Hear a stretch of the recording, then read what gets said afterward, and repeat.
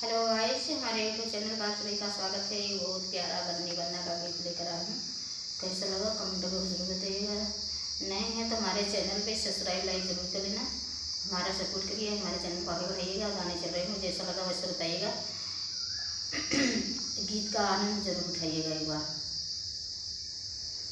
मऊरा पाहिनी दुल्हे गए ससुररिया,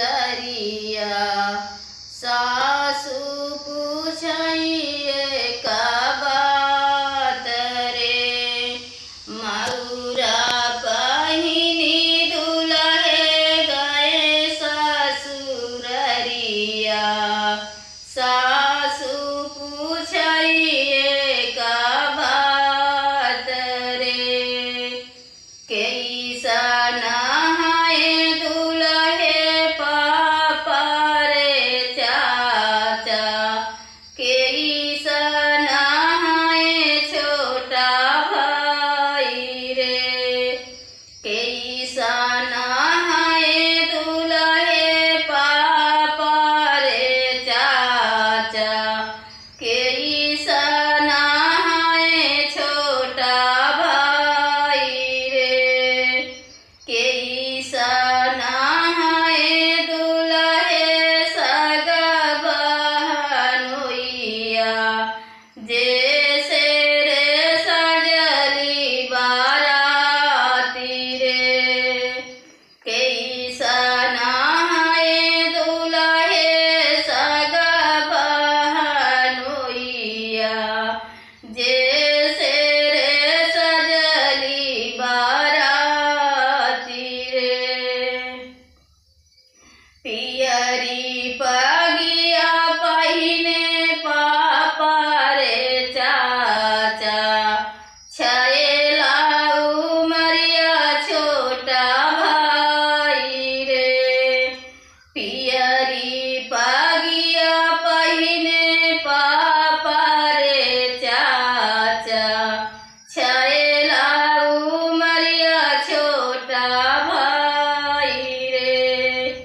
घोड़ावा चढ़ल सासु सगा बहनोइया, जैसे रे सजली बाराती रे। घोड़ावा चढ़ल सासु सगा बहनोइया, जैसे रे सजली बाराती रे। विदा काई देवै दुल्हे पापा रे चाचा, विदा काई देवै छोटा भाई रे। विदा काई देवै दुल्हे पापा रे चाचा, विदा काई देवै छोटा भाई रे। एक नाही विदा करबै सगा बहनोइया, जैसे रे सजली बाराती रे।